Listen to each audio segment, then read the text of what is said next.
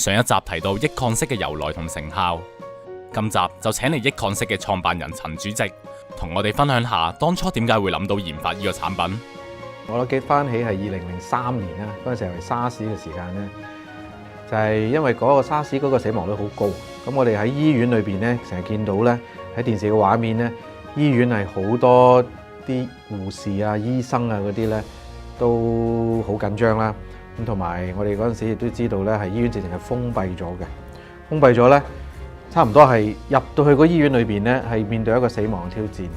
咁嗰個畫面咧，令到我哋當時咧係都幾震驚。咁亦都係因為咁嘅原因咧，我哋成日都覺得啊，前線醫護人員係咪應該有一啲嘢可以保護到佢哋咧？會唔會有一啲係可以幫到嗰個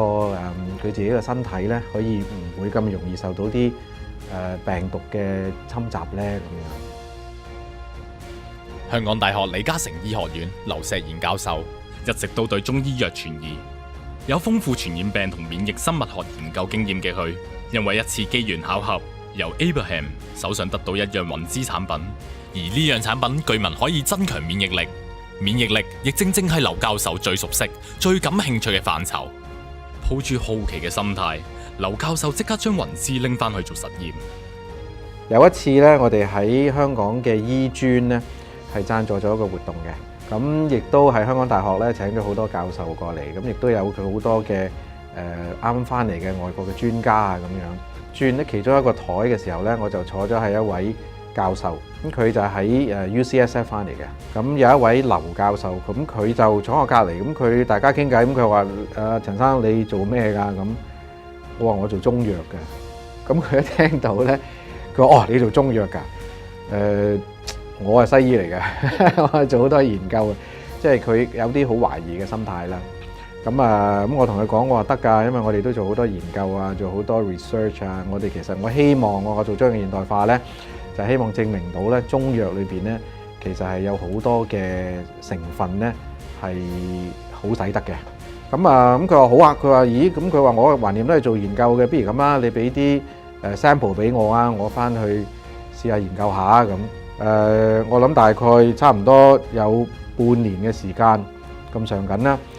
咁突然間咧，有一日我收到個電話咧，就係阿劉教授打翻俾我。咁佢就話：咦，佢話 Abraham 你而家喺邊啊？得唔得閒啊？我上嚟同你傾下偈啊咁。咁其實咧，佢上到嚟咧，就佢帶埋一啲 research 嘅 data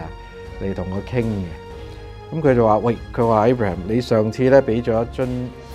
產品俾我，佢話我哋翻去咧，我個團隊咧真係做咗少少分析，做一啲研究。咁佢話其實你呢個咧，我知道你個產品係一個免疫功能嘅產品啦。佢話我將你嘅藥擺咗喺我哋一啲佢哋專門有一啲特別嘅細胞嘅，係一啲人體嘅細胞嚟嘅。佢話我哋將你啲藥咧擺喺個細胞裏邊，就 prime 咗佢。咁佢話 prime 咗佢，即係其實即係等佢浸喺嗰個藥裏邊一段時間啦。咁佢話佢冇反應嘅，咁但係咧中藥有啲叫固本培元啊嘛。佢話會唔會係你呢隻藥咧係真係可以令到嗰個細胞咧更加有呢一個即係裝備好佢咧，可以去抵抗一啲病毒咧咁樣。佢話我用一啲病毒嘅毒素啊，同埋一啲細菌嘅毒素咧去 challenge 個細胞，即係佢將個細胞浸咗我哋嘅藥之後，再用一啲毒素去 challenge 嘅細胞，咁佢話嗰個反應咧係差唔多同我用開嘅干擾素差唔多嘅。當有啲病毒嘅毒素或者細菌嘅毒素去 challenge 你嘅時候咧，你就會出咗好強勁嘅反應。即係換句話講，就係實現咗頭先劉教授講個固本培元嗰個道理咯。咁就大家就覺得，咦？佢話既然你呢一個咁得意嘅，佢話你有冇興趣咧？我哋即係繼續做多啲研究咧，咁所以由嗰個時候開始咧，咁大家拍即合啦，就係話咦好喎，咁我話我哋利用你最先進嘅一啲技術，即係生物科技嘅技術，咁我哋就提供好多嘅原料啊，好多嘅喺中藥裏邊抽取嘅成分咧，俾阿劉教授佢個團隊，即係香港大學團隊咧去試嗰啲藥。就係呢刻開始，劉教授就深深迷上咗中藥嘅魔力。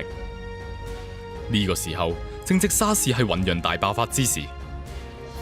大半生從事醫學研究嘅劉教授，同同多年嚟喺醫藥界打滾嘅陳主席，萌生起為醫護界出一分力嘅念頭，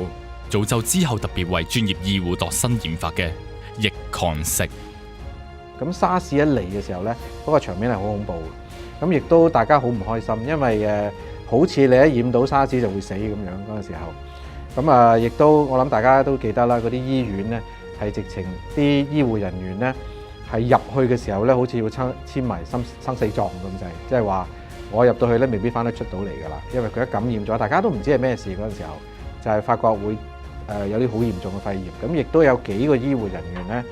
包括啲醫生護士咧係過身嘅。咁我哋嗰陣時，我同阿劉教授即係好多聯絡啦。咁佢話其實真係諗下，會唔會你上次講俾我哋做研究嗰個產品咧，其實我講到可以幫到手嘅喎。咁就亦都係因為咁嘅原因咧，佢就開始去着手研究會唔會有一個產品咧係真係可以幫到一啲醫護人員去抵抗一啲不知名嘅病毒。佢話因為其實最緊要都係你自身嗰個免疫力咧係最緊要嘅，即係如果你自己嗰個抵抗力係夠強咧，基本上咧你嗰個防禦係最理想嘅。當時咧我哋係針對沙士去研究，因為沙士收尾最尾發現都係有啲冠狀病毒啦。咁但係咧你知特別係香港大學嘅研究團隊啦，特別係劉教授，佢哋做 research 咧都比較嚴謹嘅。其實係我哋由沙士嗰陣時，我哋係搞咗幾年嘅時間咧，先至出到呢個叫做益抗式，呢個係準備咗好耐嘅產品。咁所以我哋就覺得益抗式咧，而家係應該可以攞出嚟幫下人，就係特別係一啲好容易接觸到病毒嘅一啲前線醫護人員啊咁樣。吸收咗當年沙士嘅經驗，今次預防新冠肺炎有冇更好嘅方法？其實今次嗰個病毒同嗰陣時候嘅沙士嘅病毒咧，係有一定嘅關聯性嘅。一般嘅市民，佢首先要將佢自己嗰個免疫力裝備好啊，就係話如果你個免疫力裝備得好嘅話咧，就算你係有個細菌或者係嗰個病毒去感染你咧，都唔係咁容易可以真係入侵到你嘅。Abraham 經過沙士同現時嘅新冠病毒，喺醫藥界打滾多年嘅佢感受甚深，更加明白到每當疫情來襲，每個人應該點樣去做好預防措施。下集帶大家了解下益抗式背後嘅專業科研團隊，點樣研發出自身防禦嘅專業、天然、高效嘅保健品。